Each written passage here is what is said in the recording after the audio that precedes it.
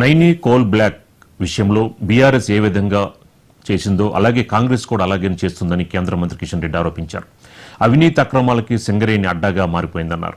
ఇవాళ ఆయన ఢిల్లీలో మీడియాతో మాట్లాడుతూ నైనీ కోల్ బ్లాక్ విషయంలో కేంద్రం నుంచి పూర్తి సహాయ సహకారాలు అందించామన్నారు. నైనీ కోల్ బ్లాక్ విషయంలో అనేక రకాలుగా కాంగ్రెస్ ప్రైవేటు వాయిదా వేస్తూ వచ్చిందని ఆయన అన్నారు.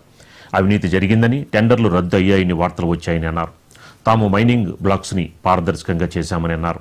ఒక కోల్ బ్లాక్ వీరి చేతుల్లో పెడితే అనేక రకాల సమస్యలు సృష్టించారని ఆయన ఆరోపించారు.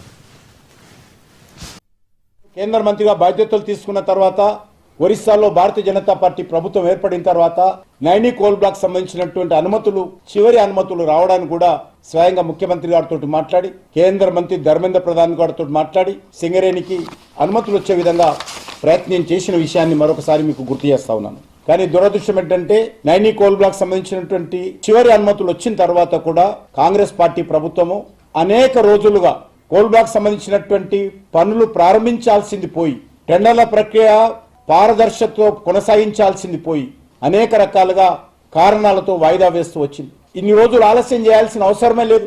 గత సంవత్సరమే దీనికి సంబంధించినటువంటి టెండర్ల ప్రక్రియ పూర్తి చేయడానికి అన్ని రకాలుగా అనుమతులు ఉన్నాయి. చివరి అనుమతులు ఒరిస్సా ప్రభుత్వం నుంచి నేను స్వయంగా ఇప్పించాను. అనేక రివ్యూ మీటింగ్లో స్వయంగా నేను సింగరేణికి సంబంధించినటువంటి అధికారులతో మాట్లాడాను.